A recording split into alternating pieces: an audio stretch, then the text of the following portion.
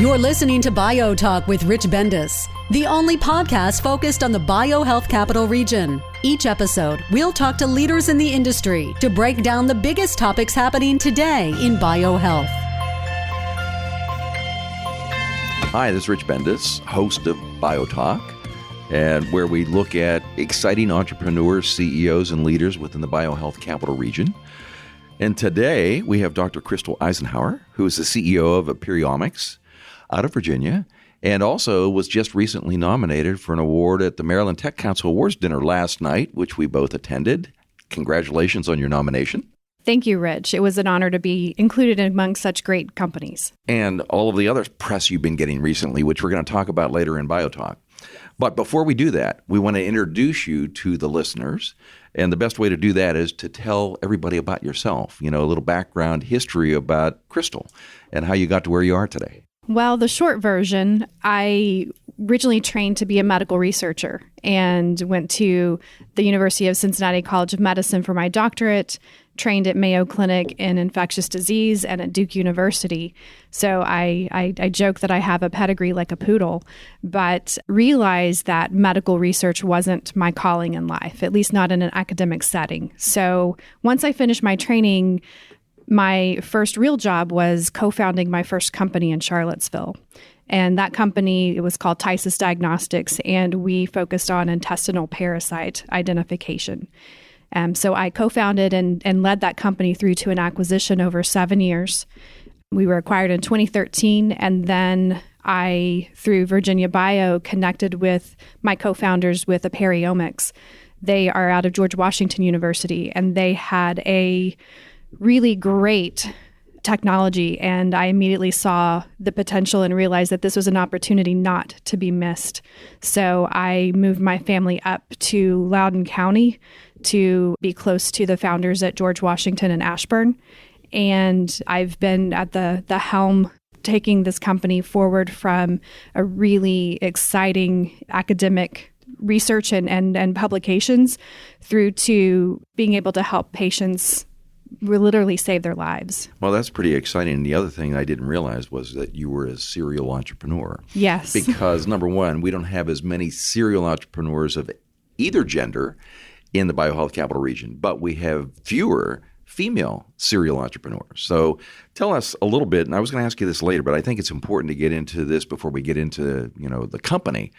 Talk about, the challenges that are facing you as a female entrepreneur of a biotechnology business in what is perceived to have been a man's world. Well, I don't perceive it to be any different than anyone else. I do what I was put on this earth to do. And I frequently am underestimated, and I'm frequently have to assert myself into a conversation.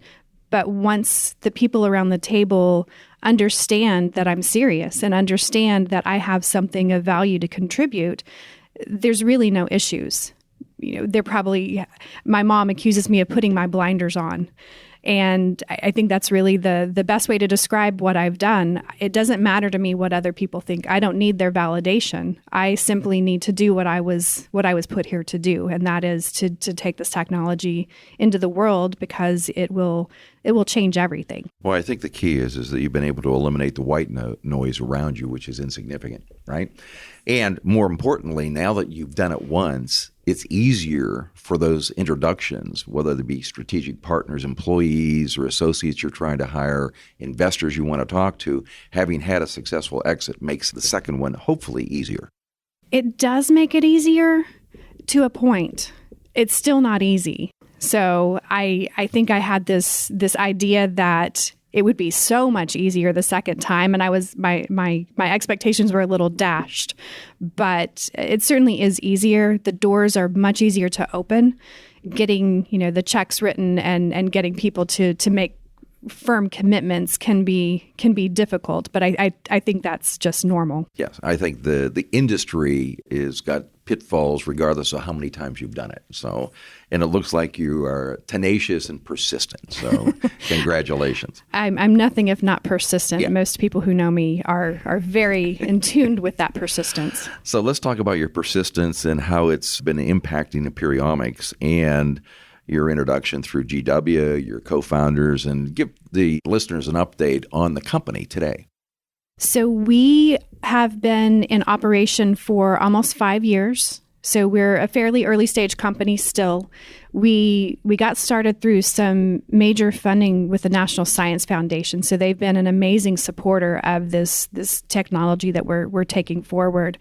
My co-founders, Drs. Crandall, Dr. Johnson, and Dr. Castro-Noller, they are visionaries, and they were able to put something together that is really, really unique and unlike anything anyone else has been able to do.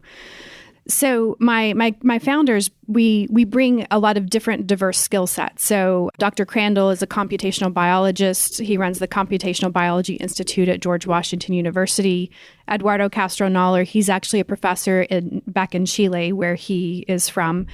Evan Johnson is a professor up at Boston University now. So he brings biostatistics and bioinformatics expertise. And then what really drew me to the company, my background is in infectious disease, but I also have this experience in commercializing technology and working with academic founders to take their academic ideas and turn them into something with real market and clinical utility.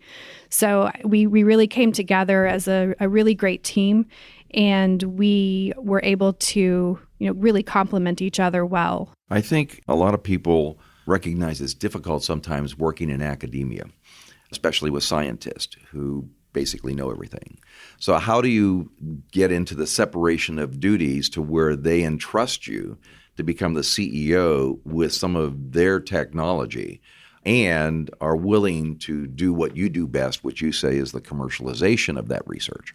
Well, when I first came on, we spent a lot of time talking about the technology and talking about their vision for the technology and their hopes for what would happen with this technology. I really wanted to honor their vision and take this as big as we could take it. So there were a lot of conversations about roles and expectations. Because I'd already done this before, I think it was easy for them to trust that I was going to do what was in the best interest of the company. And I assured them that, once I'm loyal sometimes to a fault. And one of the strong traits I bring is I will do what's in the best interest of the company, even to the point where I recognize I'm not the person to lead this company forward, and I need to turn the helm over to someone who will take this technology and do the justice to the technology that's possible. So it was really just setting really good expectations, being open with communications, and I know they're very pleased with how things are going. Because they're professors, they're not involved in the daily operations of the business, so we engage them more on a strategic level, and sometimes we need more of that than other times, but it's been a really great collaboration, even to the point where we engage with their students in their academic departments, which is good for the students to kind of see what a biotech company is and how we work. But it's been a really great collaborative relationship. Well, it sounds like everybody knows what they know and what they don't know, and they're willing to delegate some of those things to the other people, right? Yes. Yeah. Now, we've talked about the company. We've talked about the founders. We haven't talked much about the technology. So let's talk about what the technology basis is for Aperiomics. Sure. So we are on a mission, and our mission is to revolutionize infectious disease testing. And the reason why we want to do this is because infectious disease testing is broken. There are millions of people who suffer from chronic infections, and many of them and many of their healthcare providers don't understand and don't know the connection between their chronic condition and the underlying infection. So these patients are being told there's nothing wrong with you, even though they know that there's something wrong with them. They're being told they have a psychological condition that needs to be medicated. They're being told they have autoimmune conditions. And the reality is, in most cases, these things are not true. We, as a community, are learning so much about infection and how it impacts chronic human conditions. Some examples, we have some links now connecting Alzheimer's with infection. What if Alzheimer's disease can be prophylactically treated earlier in life to reduce the risk later in life? We have some direct experience with children on the autism spectrum that ended up having infection, and when it was treated, their symptoms of autism dramatically reduced. What if autism is an infection? Or what if some forms of autism are an infection? So the tool that we've developed is an incredibly powerful tool that is able to start to unravel these really complicated questions. So how the technology works, we collect a sample.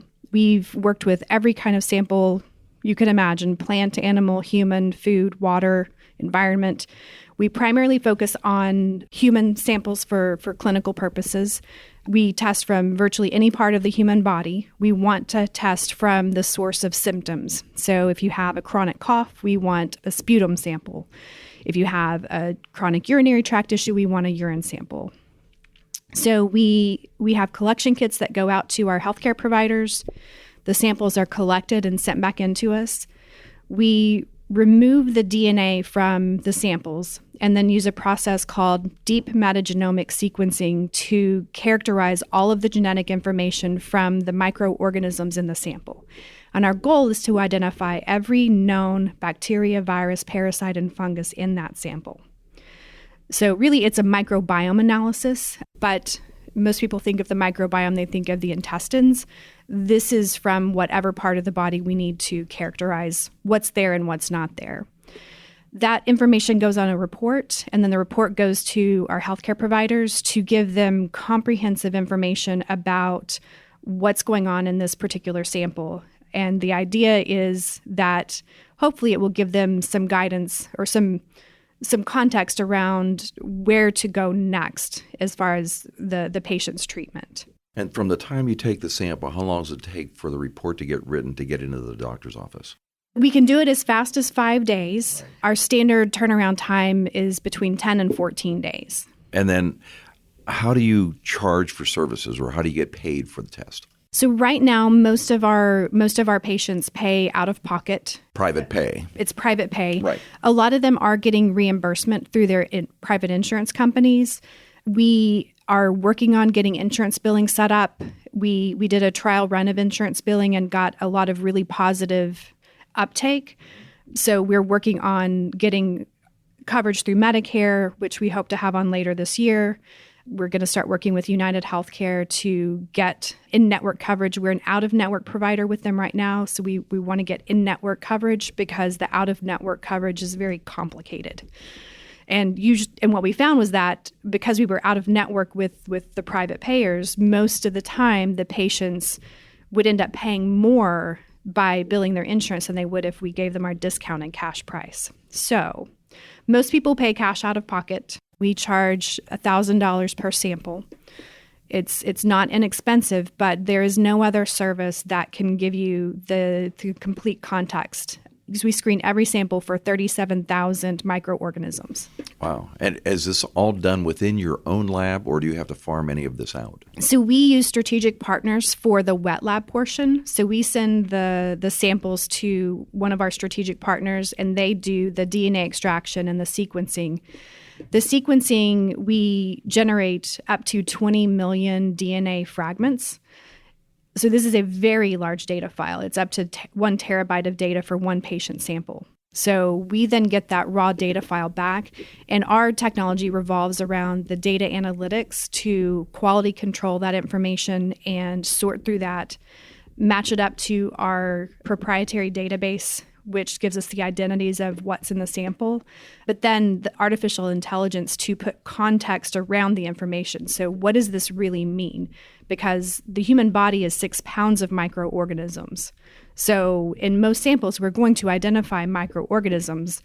So how do we help the doctor understand what's there that's normal and healthy versus what's there that could be causing disease? You really are living proof of the term we've created for this region, which is called BioHealth, which is the convergence of technologies, where it's not everything is interdependent on one another, because everybody before used to call it biotechnology or life sciences. And why we called it BioHealth, you had pharma, medical device, diagnostic. You're talking about AI. You're talking about data analytics now, which is extremely important, all coming together and converging. So you have the convergence of all these technologies and industries that you have built into your company, and you're really a living example of what biohealth really is. Yes. And in addition, as we continue maturing as a company, we become big data as well. So we've tested over 1,200 patients to date.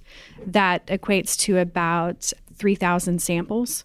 So we have a lot of data points. So we're beginning to go back through that data now and look at bigger questions and do some publications to help the scientific community understand these really complex systems with a lot more data than has traditionally been able to be used. Let's talk a little bit about some of the success stories you've had. Sure.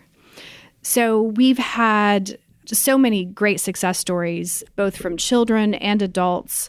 One of our most recent is actually a 3-year-old girl who was suffering from symptoms of a urinary tract infection. She was, her pediatrician sent a urine culture out, and it was nothing grew in the urine culture, so she was told she had no urinary tract infection.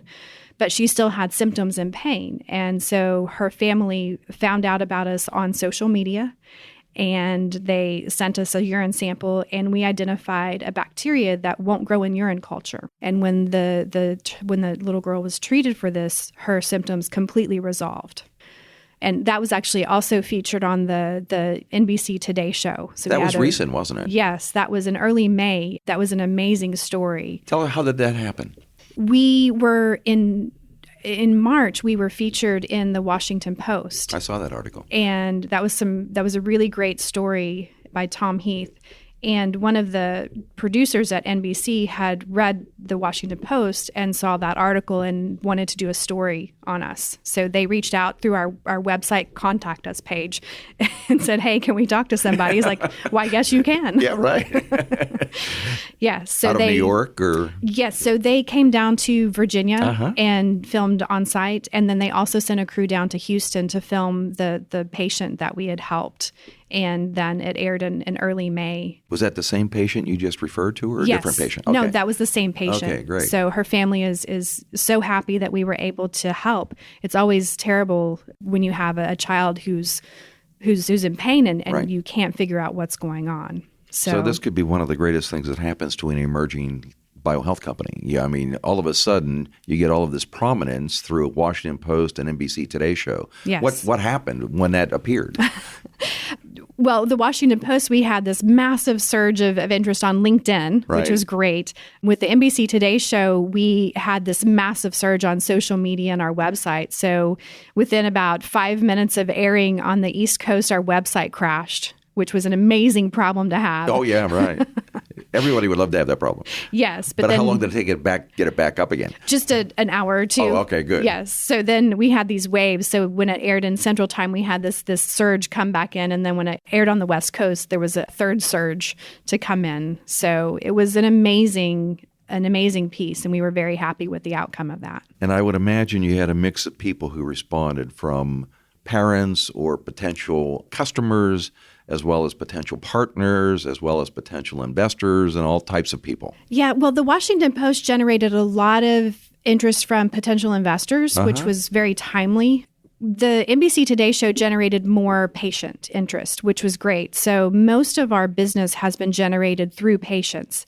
They reach out to us because they're sick and no one's been able to help them. So they get online and they start searching. They're very educated. They're very knowledgeable about their condition, and they find us. And they come to us and say, hey, can you help me? And, not everything is infection. And, some things we don't believe we can help. So we don't want to test somebody unless we are confident we have a good chance of helping. But then they take us to their doctor because we have to work with a healthcare provider. That's legally and ethically a non-starter. We have to work with a healthcare provider. So the patients have taken us into these healthcare provider clinics, And then the healthcare clinics start talking to their colleagues, and then we get new doctors coming in. So we have over 400 healthcare providers that we've worked with over the last 2 years since we've been on market. So tell me a little bit about what's proprietary about your technology and if you believe that there's any true competition to you. The proprietary part of what we do is the data analytics, the database infrastructure, and the artificial intelligence. So all of that has been solely developed in-house. We don't outsource any of that. We don't in-license anything. We're not out-licensing anything, at least not yet. So all of that's been developed by our team, starting with the academic work that was done. But then I have an amazing team on the technology side. Alvin Chen is our Chief Technology Officer, and he has been instrumental in helping take this academic work and turn it into a very robust, very high quality analytical tool that's appropriate for use in clinical testing. And basically, you talk about on your website a lot of partners and collaborators. You mentioned NSF, who's been a great partner for you. Who else do you look at as the strong collaborators and partners that you have established at this time? So one of our partners is UCLA. So we do a lot of work with them. They do a lot of our wet lab work for us. We have done work with pharmaceutical companies. We've done work with veterinary, agriculture, a lot of research institutions. So we've done work with George Washington University, but also we did a really great fecal transplant study with Johns Hopkins. We're working with a group at Temple. So we do a lot of research projects because we have this tool that really it's very difficult to access this quality of informatics. It just doesn't exist anywhere else. So we love working with our academic partners. It helps them answer these really tough questions. It helps us really stretch the limits of our technology and make sure that we are doing everything and that the answers we get are spot on.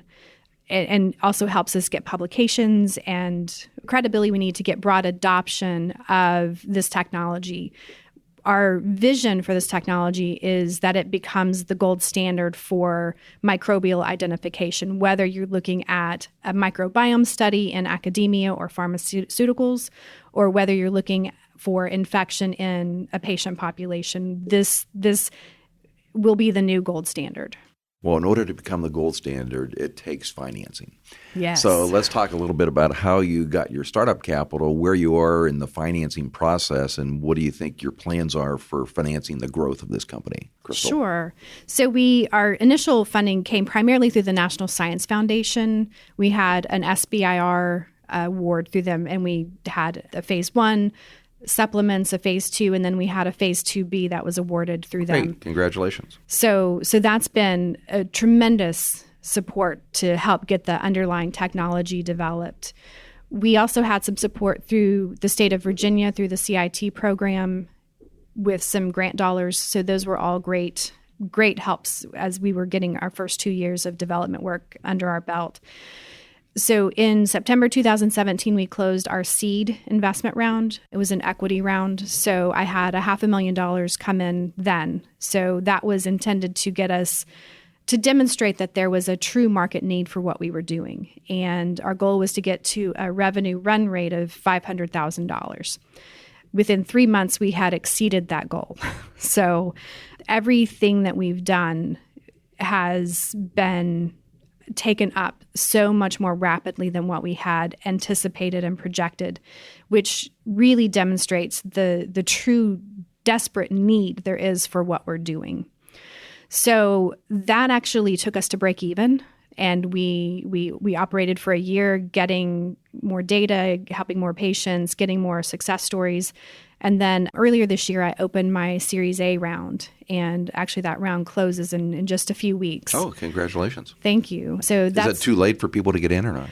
No. So if anybody's listening and still wants to get in? If I've got some qualified investors that can make some quick decisions, we're looking to close that next month. Okay, great. So this is a $2 million Series A round. The beauty of what we're doing, because effectively we're a software company, we don't need massive capital. We don't need massive timeframes to do what we're doing.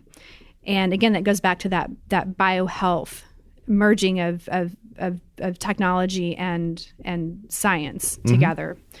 So this could very well be our last round. This will take us to break even again by the end of 2019. The way that our service works, it's easy to scale up and down very easily. So, at the end of this round, our goal is to triple our revenues and to get us to a point where we can sustain indefinitely. It's also designed to get us to a point where we have some interested buyers. My strategy has always been to engage lots of strategic partners, because you never know which one of those strategic partners is going to decide that they have to have your technology. And that's actually how I ended up selling my first company. It was an unsolicited bid for acquisition from a customer. So we have lots of strategic partnerships that we're working, lots of new ones that will come up. And the goal is in the next 2 to 3 years for one of those strategic partners to decide that they just can't live without us and to make an unsolicited bid to acquire us. And let me ask you a question on that decision. I mean, it sounds like you have a very good business model. It would be appealing to other companies. But is it one that also, if someone wanted to stay with it like yourself and grow it into a larger diagnostic testing business, that's something that is also a possibility? It's a possibility. There's so many moving parts here, and the markets can shift. Obviously I have investors that are looking for returns on their investment, but at the same time, our investors are also investing because they want to be part of something that actually has a positive impact on the world. And so all of my investors have heard these words, and I think sometimes people who don't understand the full picture, it gives them heartburn when I say this, but we're not here to see how many dollars we can make off the back of people who are chronically ill. We are here to demonstrate all the ways that this technology can change the world, and it can. This has the ability to completely disrupt healthcare, and that's what we want to do. And as we mature as a company, the best way to do that could be through an acquisition with the right acquiring partner. Not everybody wants this technology to succeed because, frankly, it cuts into their bottom line. What we're doing has the potential to completely eliminate the entire infectious disease testing market. That's not something a lot of companies really want to embrace. So, the right strategic buyer at the right time, we have to evaluate those opportunities. And I want the opportunity to be acquired.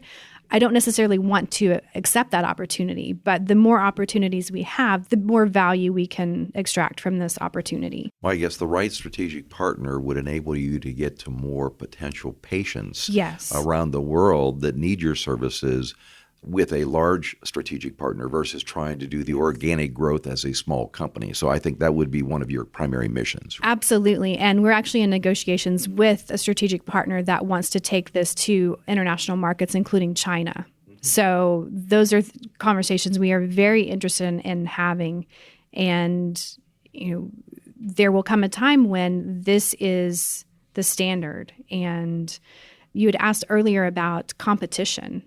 The biggest competition we have is the status quo. The biggest competition is the healthcare system that does a couple of tests for strep and flu and, 2 or 3 other things and doesn't get any definitive answers and gives the patient a broad spectrum antibiotic in hopes that they get better. Which isn't the right answer for everybody.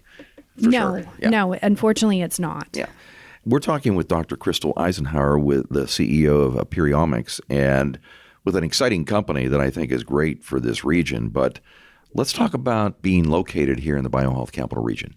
Is this a good place for a business like yours to start and grow? And how do you find the support within this region for your company? The support from the people in the region is tremendous. I've been actively involved in the BioHealth Capital Region for a number of years, and it's a great network, and there's so much diverse background and experience, everything from pharmaceutical to basic life science to high tech and everything in between. So it's really great from a people person and from access to experts. It's also really great because we have all the government agencies right here. So as we start working with Medicare, I can go and sit down with people at Medicare and help them understand the value of what we're doing. And that's a very powerful tool. So that is an amazing resource to have literally right in our back door. We're out in Loudoun County, which is one of the biggest IT hubs in the world. And the resources that are there are literally unparalleled anywhere. So that's part of the reason why we're there, because we really need access to that computing power, to that infrastructure, to the talent. We have to engage software engineers, data scientists, people that traditionally haven't worked in life sciences. And so that's a unique resource that the BioHealth Capital Region has. So from all of that, it's amazing. The challenge is access to capital. This is not Silicon Valley. It's not Boston. So access to capital is a little challenging here. I think everybody talks about that. But I think one of the things you've been able to do at this point has been able to cross the bridges, cross the Potomac, leverage resources. You mentioned Johns Hopkins, GW. You're talking about CIT. You're talking about CMS in Baltimore, FDA here in Montgomery County, NIH, and all the potential strategic bio and pharma companies. So the other thing that a lot of people don't talk about is the strength of data in Northern Virginia that is complementary to what's going on in Maryland with the health sciences, and your company is actually bringing those things together and recognizing the value of the strategic partnerships on both sides of the river. Oh, absolutely. The Potomac River is not the Great Divide. Some people think it is. Sometimes it feels like it is when you're sitting in traffic, but a rising tide raises all boats. And we have an incredibly diverse, geographically clustered infrastructure here with the pharma, with the data, with the government. And we need to embrace that. And we need to, I always love working with people who are physically closer. And if there's a great partner closer, I'm going to give them preference than somebody over in California. But, if we as a community can really embrace that, we've already bumped up in the list. I think the recent announcement was that we were number 4. Right. You're paying attention at the BioHealth Capital Region Forum. Yeah, so we're ranked number 4 for biotech hubs is that in the U.S.? In the United States. Yeah, yes. The bio clusters, and we were 6th 2 years ago. Yes. So obviously we are doing the right things, and obviously, not using the Potomac to divide us is a good thing. So I'm honored to be a part of this and keep working. And the more visibility we get, the more capital sources will look at this region as a serious place to evaluate technology. Yeah, I think the other thing, Crystal, is that there's been a number of IPOs and M&A activities within the BioHealth Capital Region within the last 2 years. Some of those very large, on the same scale that you would see in Boston and Silicon Valley. So we don't have to take a back seat. We may not have as many, but I think we're seeing more success stories emerge from this region. And I am sure that Aperiomics is going to be one of those success stories in the next couple of years. We are fighting the good fight. Yes, we are. Lastly, is there anything that we can do to help you at BioHealth Innovation here? Keep fostering this environment of collaboration. All the networking events are great. Last night at the Maryland Tech Council Awards, I had forgotten how many people I know in the region, and it was great to catch up with a lot of them. So really just keep supporting the industry the way you've been doing. And, from a self-serving perspective, help us get the word out about what we do. The big thing we're working on over the next 2 years is educating people on the future of medicine, because this is it. Whether we do it or somebody who's a couple of years behind us comes in and does it, this is where medicine is going, and we need to have these conversations and help the big institutions, the payers, the patient advocacy groups understand that there are new options to be able to solve these really tough cases. Well, we want you to be the one that does that. Regardless of who follows, you have to be the gold standard that everybody focuses on. So we have been doing BioTalk with Dr. Crystal Icenhour, CEO of Aperiomics and located in Northern Virginia.